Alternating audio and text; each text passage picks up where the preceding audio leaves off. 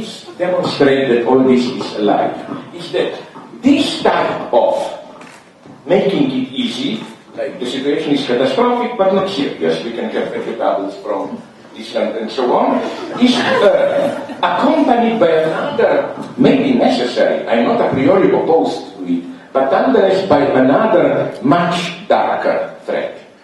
Strategy. It's not, again, it's not something that you don't find in the media, but it's again part of this unreported, less reported things. You just have to, no, here I am not this paranoia. I don't think there is a big power hiding things. Everything is in the media. You just have to be patient and really read the media. You know that what is the latest thing going on? There are already innumerable committees planning it, and they know it's very risky, but it's a crazy radical solution. So-called geoengineering. Silently, they admit that we already missed the moment to reorient our economies so that we will renormalize our atmosphere. So they claim the only thing that can solve us is a direct, large-scale intervention into our atmosphere. And there are already plans being made. For example, the idea is to increase the reflecting power of our atmosphere either by space lenses up there in the air or by dispersing clouds of seawater or sulfur high in the air to prevent all those rays or whatever ozone to hit us, no? Or there are already plans of ocean fertilization with iron or some nitrogen fertilizations to prevent the dying of So again, the tragedy is that it's way too simple to say, no, we shouldn't mess with nature. Of course, it's extremely dangerous. Who knows, who knows what can be the byproducts of this? Nature is stupid. There is no Mother Earth.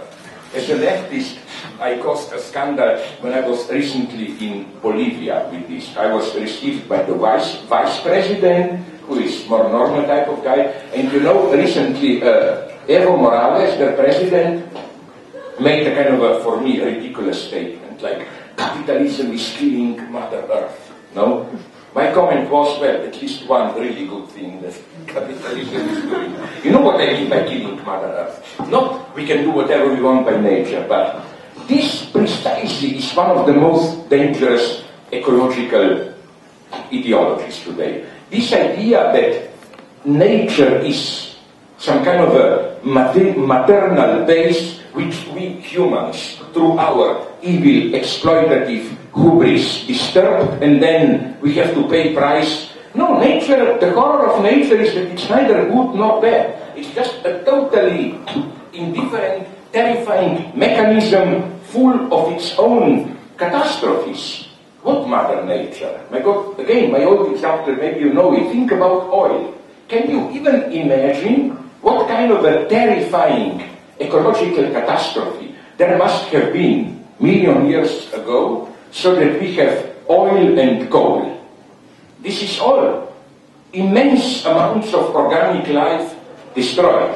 So we don't need humans to cause catastrophes. We should renounce a little bit this inverted arrogance, that we humans are the only ones who can cause real trouble. No, sorry. Nature is evil enough, okay, not in the moral sense, but in this sense. So this is one way of ecological ideology. The opposite way, even more interesting, is, now I will be really evil. Usually there are some ecologists at this point. In America I was almost, not lynched, but I had to run away when I said this. Because I said that often we act in a superstitious way, like you have a vague bad feeling, something is wrong with nature, with our industry, and then you engage in all these small practices, you know. You obsessively recycle paper, you buy organic food or whatever, and you know, it makes you feel good, you know. Oh my God, I'm doing something for Mother Nature and so on.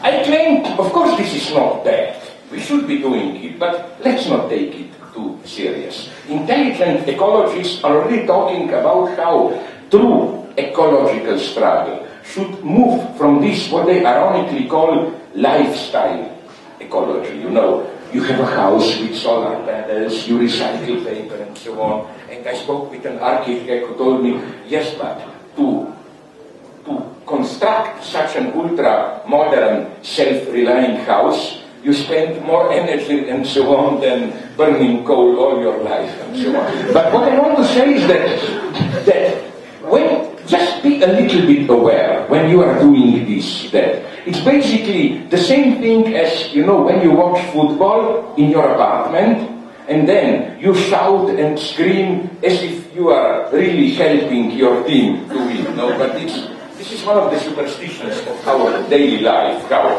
This is why we are doing this. You shout, go on, our boys, and so on. Nobody hears you, but makes you thinking. And I think this is the same.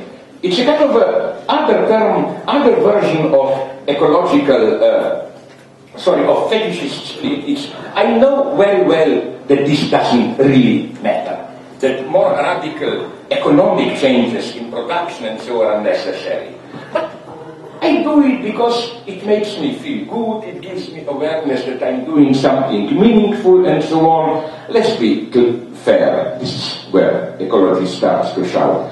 I claim, why do you really believe that those overpriced, half-rotten organic apples are so much better than good, genetically manipulated apples? Maybe, but I don't think we are buying them. We are buying them because it makes us feel good. You see, I did something for our environment. Isn't it beautiful to be part of this great solidarity movement of people who care about environment and so on and so on? These are all, I claim, strategies of doing something to mask the fact that you are really doing nothing. You know, because you don't really have to change your lifestyle or what, no? It's just, you know, you spend a little bit more in the store buying organic food and then you think, oh, I live my beauty and so on, you know. It's a little bit like, you know, all those disgusting, because they are manipulative, ads in newspapers. I don't know how much you have that, but in the United States and Western Europe we have them all the time. You see some disfigured black kid with lips broken or what, and they say, are you aware that for the price of a couple of cappuccinos, if you contribute money to us, you will change this child's life, no? What's the true meaning of this? It is, we know horrible things are happening out there, but what we make it possible for you is that for the price of a couple of cappuccinos, you can return to your life, really do nothing, but you can feel good, you know, like, I'm really doing something, and so on and so on. So the question here is the question of implications, of what is implied.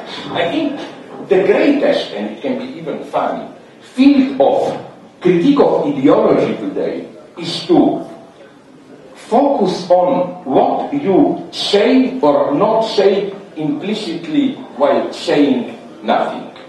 I mean, here, as you can imagine, I encounter, because I was looking for that, some wonderful examples from cinema. For example, did you see the old Ernst Lubitsch classic, Ninochka? A friend of mine recently drew attention to an incredibly beautiful, just short exchange, listen carefully, in a cafeteria, where a guy enters a cafeteria and says, can I get coffee without milk, please? You know what the waiter answers?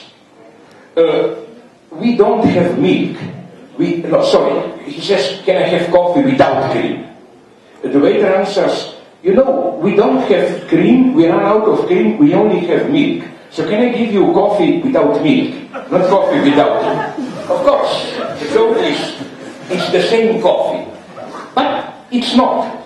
Because, you know, what you don't get, is as important as what you do get.